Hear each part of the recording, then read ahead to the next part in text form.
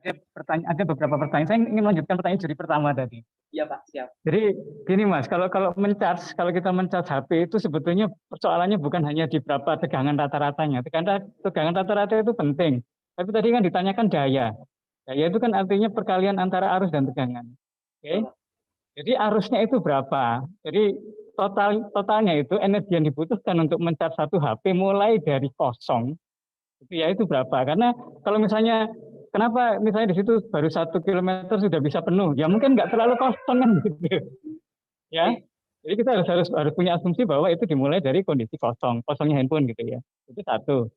Jadi itu silahkan nanti dijawab berapa arusnya, kemudian sebetulnya satu HP itu membutuhkan berapa energinya. Energi itu artinya watt kali jam, watt kali itu gitu kan. Ya yang saya tahu sih biasanya kalau saya ngecas mulai dari kosong itu ya cukup lama juga. Ada kira-kira setengah jam gitu kan. 1 kilo itu kalau berapa 40 kilometer per jam kan nggak sampai. Ya itu satu. Terus yang kedua, ya tolong dijawab itu nanti ya. Yang kedua, kecepatan angin.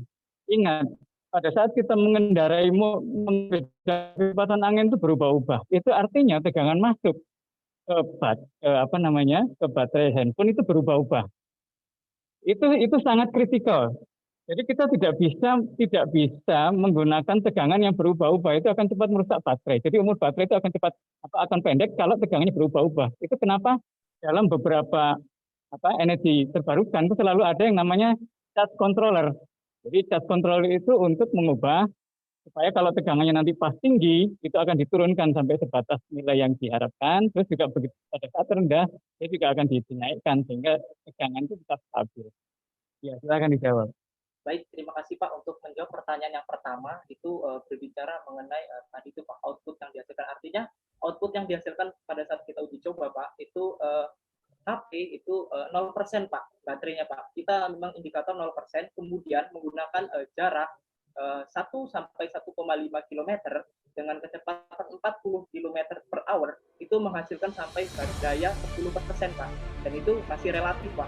Yang Bapak bilang tadi yang menyinggung hampir ada kaitannya dengan pertanyaan yang kedua Pak, di mana pertanyaan yang kedua tadi itu mengenai arus yang tidak konstan Pak dari yang dihasilkan dari balik-balik Pak. Nah itu juga sudah kami teliti dan kami juga menemukan solusinya Pak, di mana kami menemukan menganalisa juga dari alat yang Bapak gunakan tadi itu kami juga sudah adopsi Pak, kita sudah gunakan, kemudian saya menambah stabilizer Pak, kemudian selain itu output yang dihasilkan dari tenaga di balik-balik tadi itu Pak, itu kita transmisikan dahulu Pak ke baterai atau ke power bank seperti ini Pak, bisa dilihat Pak, ini power bank ini yang kapasitasnya mencapai 4.000 mAh.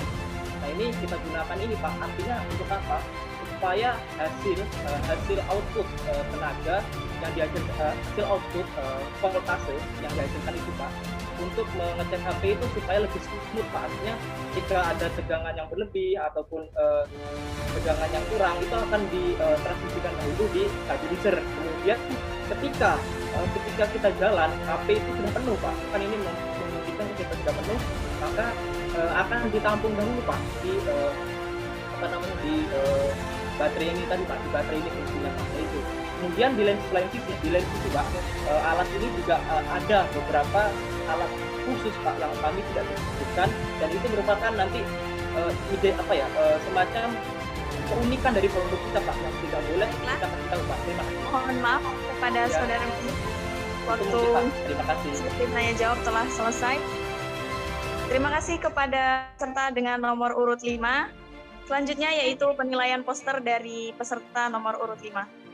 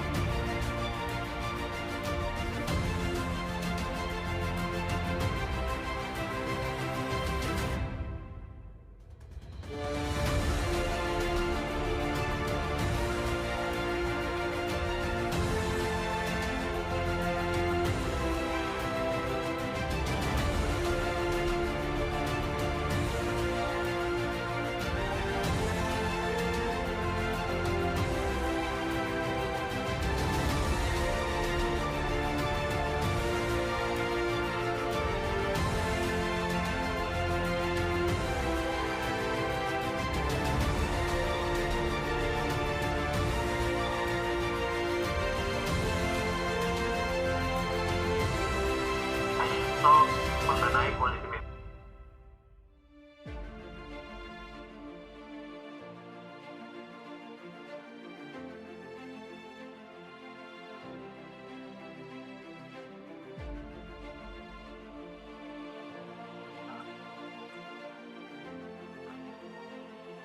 Baiklah, Bapak Ibu Dewan Juri, apakah sudah selesai?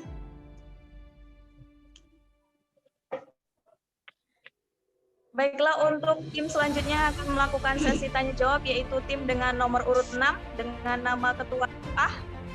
Kepada tim dengan nomor urut 6, dipersilahkan menyalakan kamera serta menyalakan audionya dan langsung menjawab pertanyaan